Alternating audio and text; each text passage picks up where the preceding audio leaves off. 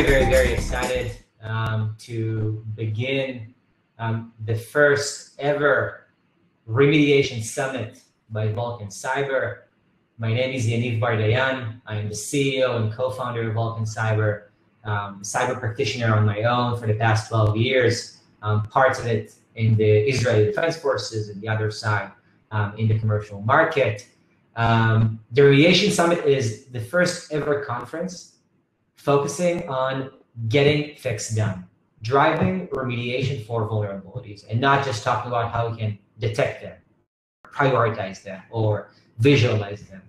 The core focus of what I'm going to be speaking of and what our great lineup of speakers are going to focus on in the upcoming couple of hours is going to be tactics, strategies, methodologies, and processes that have helped them and could hopefully be implemented and help all of you to move from just detecting vulnerabilities to actually fixing them.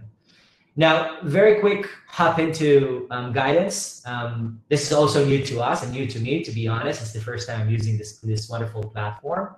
So all keynotes and sessions will be live streamed from this stage, so you can stay right where you are throughout and across the duration of the summit. If you have any questions, you have the chat function. You can already see some of you touring around it and sending messages, which is great. Make sure you're visiting the Vulcan booth in the video chat with our team. You can speak with anyone at any given point. We're very happy to welcome you there. So during our next 3 hours, you will hear a lot from cybersecurity leaders, Vulcan Cyber customers, vulnerability remediation management experts and practitioners, and the Vulcan Cyber product management and engineering team. The first hour is comprised of 5 quick-hitting TED-style talks, keynotes, that are being delivered by security executives we brought here, which I'm going to also present in. Each keynote will be about 10 minutes, not more, so don't blink and pay attention. We have amazing and incredible speakers lined up for us today. And also at the end of this hour, we're gonna have a couple of exciting product announcements we are very eager to share. So without further ado, what I will do is that I'm gonna start the lineup, and I am extremely excited to welcome and introduce Andy Ellis, the Chief Security Officer of Akamai.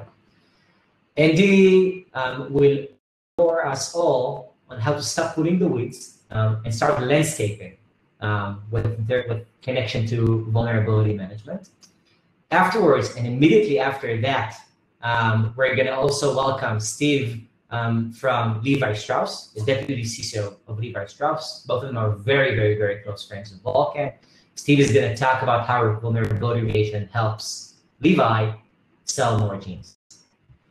Andy, I'm super excited to welcome you. You're up. Thanks, Yaniv. And again, like Yaniv said, good morning, good afternoon, good evening. And every time I say that, I can't help but channel the Truman Show. And in case I don't see you, good night too. So today, let's talk a little bit about how vulnerability management is a lot like landscaping, and think about how maybe sometimes we look at the wrong metrics. So I'm sure that many of you have seen a slide that looks something like this. An executive dashboard that tells you how vulnerable you are by risk and how many vulnerabilities are outstanding. Or perhaps you've seen one like this that tells you sort of the similar thing with vulnerability trends over time. And the challenge is, if the vulnerability count stays the same from 1 week to the next, is it because nothing happened? Or did you happen to patch exactly as many vulnerabilities as came in? And what is this really telling us? And the challenge is that vulnerability management, when looked at tactically through how many patches did I apply, would be much like if you had a yard and your landscaping crew came and said, well, today we happened to cut 5 million blades of grass. Like, I'll be honest, I have no idea how many blades of grass are on my yard, and I have a landscaping crew that deals with it. And if that's what they reported to me, I would seriously question the money I was spending, because why are they actually counting the blades of grass? I'm more interested in other metrics, right? I want to understand not just how they're reacting to the situation, but how are they taking care of what's going on for the future? And it might help to think about the different axes of work that happens in maintaining a system over time. And so the vertical axis, the y-axis, talks about how much you're going to change your environment over time. Right? There's work that is just about stabilizing the environment, keeping it remaining the same. And there's work that's about altering the environment and changing it so that tomorrow looks different from yesterday. And from right to left, we look at the proactive versus reactive side of the picture. Proactive is actions that you take not because they're necessary today, but because you foresee a need in the future. Whereas reactive is about correcting a mistake. Something is wrong in the environment, we want to deal with it. And so when we look at this transformation axis, one of the things that's interesting is you might look at this magic quadrant and think I can move laterally, but it's very hard to take a reactive environment altering event and make it just a little bit more proactive. You might feel like you're doing that. In a crisis, I'm going to do something amazing, and I'm going to make it great for the future. Most of the time you will fail because proactive altering work takes careful consideration. Design isn't easy. So as we think about these four axes, let's sort of break down the work here, because the same work that's happening out on my lawn is what we're doing inside our environments.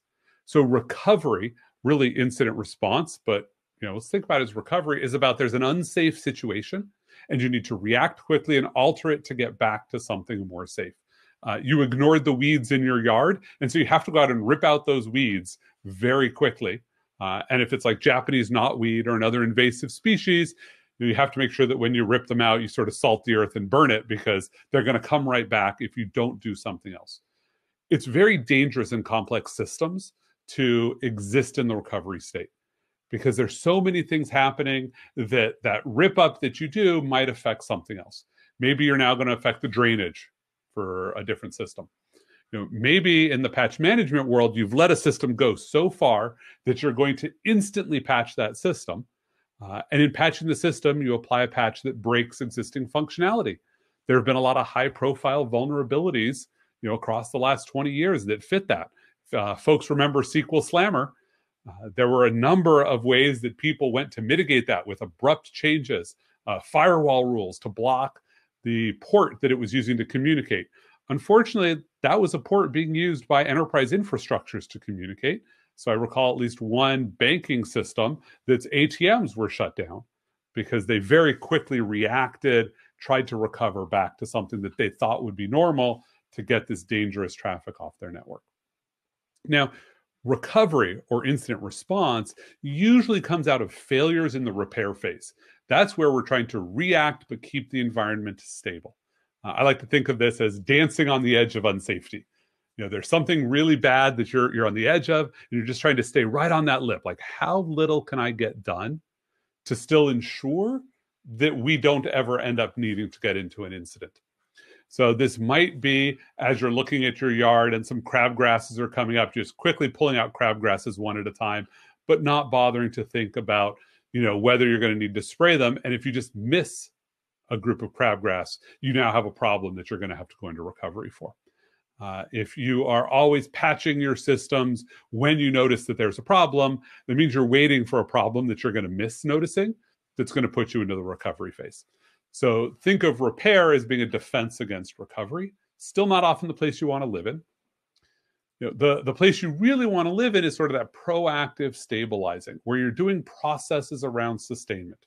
For your yard, maybe that's dealing with grubbing and aerating, and the once a year putting down mulch in your planters. And there's a number of sustainment activities that just happen on a calendar, so they're proactive. You're not waiting for something to go wrong. Think about patch management with systems that just every month at a set time they're going to take the patches, whether they're high priority or low priority. That's a sustaining activity.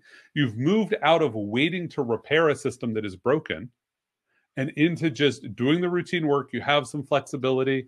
If you have to move it forward or back, it's not the end of the world, because you're not actually reacting to what's happening in real time. You're sort of predicting. Failures of sustainment is what often leads to repair. If you can't patch all of your systems at routine cadences because they just need to take it, you don't have good orchestration, you're going to end up in the repair state where you find a vulnerability that has been unpatched for too long. And now you have to fix it before the adversary finds it, and you have to recover from that incident. Now, sustainment falls out of design work. So good design work thinks about all three of these categories and says, how do we minimize how much sustainment we have to do that will still keep us out of repair? And how do we minimize how much repair we have to do that will keep us out of recovery? It's about moving from a safe place to an even more safe place, understanding what your future risks are going to be. It means you have to deeply understand all three of these categories when you design your system, so that you can say, whether I'm taking care of my lawn or taking care of my systems, this is the way that I have designed my processes so that I can execute into the future, and that I know what things I really, really need to worry about. And those things aren't heavily complicated. What you should think about is two questions for different stakeholders. One is, what is the risk that's tolerable for me? And what is, where do I need to intervene? And what's interesting is your risk is your boss's intervention. So if you're a systems administrator, you're just thinking, what do I patch next? Like, what's the next thing that I have to do? This is not actually a great question. You don't want to be in here. You'd like to automate that out of existence. But the reason you're asking that question is because your risk is falling out of whatever your service level agreement is. Because what is your boss looking at? They want to know who isn't taking care of patch management in a timely and efficient fashion.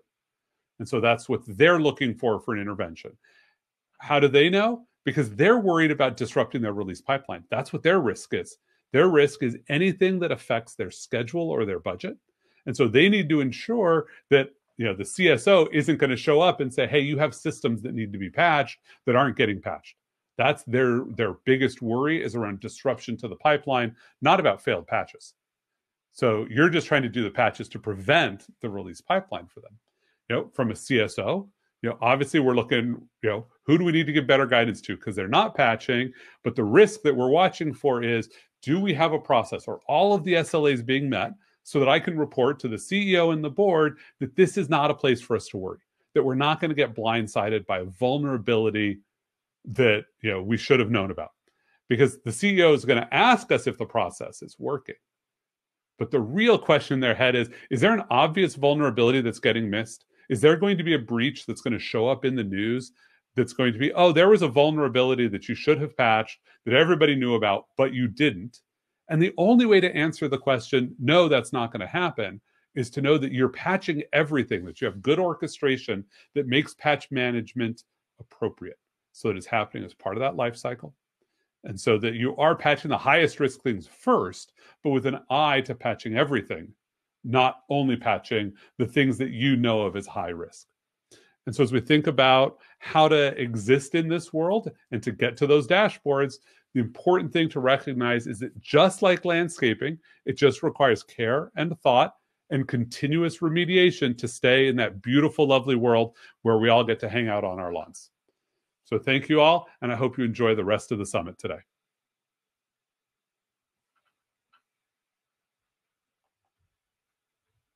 Yaniv, back to you. Thank you very much, Andy, for the insight and for the talk. Without further ado, I am extremely excited to welcome Steve from Levi. Steve, the floor is yours. All right. Thank you very much. We are going through the technology component. All right, everybody can see this. Excellent. So, good morning, good afternoon. I'd like to take the next 8 to 9 minutes to talk about selling jeans. Now, Andy has been gracious in giving everybody a really nice overview about why vulnerability management is important and how it relates to the lawn. And I am sure that Andy's lawn is beautiful. I can tell you that for Levi's, my lawn has a lot of weeds. And what I'd like to do over the next couple of minutes is talk about selling jeans. very practically, why is vulnerability management of interest to me? Why am I willing to do this? And to see who else wants to go on the journey with us to be able to solve this problem. So I call this the unacceptable risk of bad vulnerability management. And what it really is not so much about bad vulnerability management, so much as it is about the business risk that we have to assume as a result of either immature vulnerability management in some cases, or simply a lack of maturity in what holistic vulnerability management means. Okay. And so let me dive into that. So congratulations, you are now all Deputy CISO of Levi Strauss. You have my problem. Our job is to sell $6 billion worth of jeans a year internationally, worldwide, through every avenue we can. And that if we sell jeans, we're in business. If we don't sell jeans, we're out of business. So let me start with business value. You've got to think about this not as a technical capability. Vulnerability management, right, historically has been around patch management. But let's back up for a minute and say, why would the board care? And so this is actually how we present the value of security and vulnerability management to our company. And what I'll say is we have 3 jobs. The first thing we have to do is we have to protect the brand.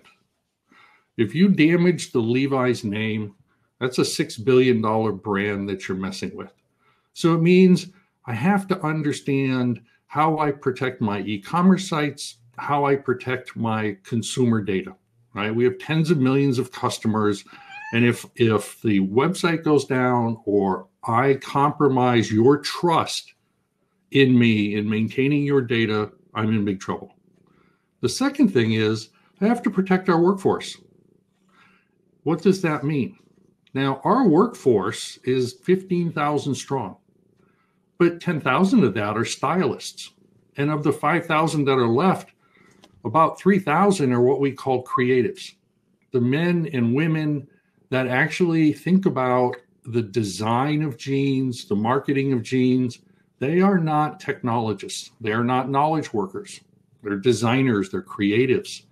They turn out to be very susceptible to phishing attacks, social engineering attacks, because they trust, right? Levi's is about trust. Everybody participates. So what can I do against phishing, social engineering attacks? And what do I do when an attack is successful? Because we have a higher rate of success. And then the third part is protecting our ecosystem. We are third-party driven, right? Making jeans in factories is not something we do anymore. It's all outsourced. So are our cloud infrastructures. So how do I manage vulnerability and risk against that? Well, the bottom shows effectively what security does. The top line around confidentiality, integrity, and availability, that's table stakes. That's security controls. But what we're really getting at here is the bottom line. What we need to do is to be able to continuously deliver business value, business outcome in spite of attack. Now, what does that mean? So this slide is my attempt at helping you understand the transition from what I would call old or bad vulnerability management to where we're going. On the left-hand side is cyber maturity, which is what we're all trying to do. Andy talks about it as well, which was how do we measure our technical controls in order to be able to detect, prevent, and respond to problems. And what you see underneath is generally the 5 steps that we do for patch management, because that's how most people interpret vulnerability management is find the risks and then patch them. Well, let me explain now as in my job. I, at any point in time, probably see 80 to 85% of my assets because they're worldwide, they're offline, they're whatever reasons I don't know about them. Second thing is at any point in time, I can only get to 80 to 85% of my assets. And on any given day, that 15 to 20% that I can or can't see or can or cannot get access to are different. So I have a very dynamic environment, and it's just the nature of technology. So if all I focus on is patch management and understanding what that looks like, that's a losing game, because I cannot patch 15,000 systems with hundreds of patches a week that are coming out, which means we need to get to the right-hand side, which is we need to go from one of cyber maturity to simply demonstrate the maturity of our ability to patch to being able to deliver business outcome in spite of incidents, okay? Take pieces of my business down. I'm going to continue with the rest of the business selling jeans, and I'll bring that part back up. So the anticipate, withstand, recover is the dynamic form of cyber maturity. And that, when you look at a lot of vulnerability management programs now, are getting to identifying the assets, right? Analyzing it, and then looking at the risk, right? What are the risks? And then mitigating the appropriate ones, and then managing the fleet so that it's much more dynamic, that what you're doing is presenting a kind of dynamic defense against the bad guys that are trying to find you. Okay? At any point in time, some of my systems are bad, but at any point in time, the majority are good. And on no 2 days in a row is it necessarily the same bad actor. And so what I leave with that is, if you agree that that's where we have to go, and that is where I have to go, I have no choice, then you're having this conversation around being able to holistically manage my business vulnerabilities to be able to provide resiliency to the business. And so what that translates to now is the machines have got to be able to make intelligent decisions dynamically, to be able to automate as much as possible the withstanding of attack. So I translate that to, I have to protect my assets. And so what you see is, for my case, data science, commercial digital, brand and global operations. That is my business if you take a step away, how we think about it. And then vulnerability management in the middle are the scales, right? That's the, I have to look at the ongoing process of identify, analyze, mitigate, manage. And the scales are constantly moving, right? About what it is in my assets I need to be able to fix or remediate or accept the risk dynamically. And then on the right-hand side, the withstand and adapt are what you as a security practitioner effectively have for tools or controls that we can figure out, right, what in the company's infrastructure needs to be patched and why. And so what I've tried to do over these 3 slides and 9 minutes is give you the perspective of, I have to sell jeans. It can't be perfect. I have to be able to automate as much of the assessment and remediation process as possible, which is why I'm excited about what Vulcan is doing, because their whole premise is to solve this problem of taking a step up and looking at this holistically and giving you the opportunity to effectively identify, withstand, recover with that orchestration and automation. And so with that, I'll say thank you, and I'll hand it over to Yaniv. Very much, Steve, for that. You know, someone who's been talking to you about these topics for over 2.5 years, it's amazing to see that on one hand, we've made so much progress as an industry when it comes to solving the most basic stuff around security in general, vulnerability management, and cyber hygiene. But on the other, how much challenge had been added, or what new challenges have been added to this, to the mix of what we have to do. I think one thing is clear for us. I think it's Einstein who said it, when you're trying to solve a problem in the same way over and over again, yet expecting different results, it's insanity. And I think this is part of the things we're trying to shift and move. So Steve, thank you very, very, very much for that.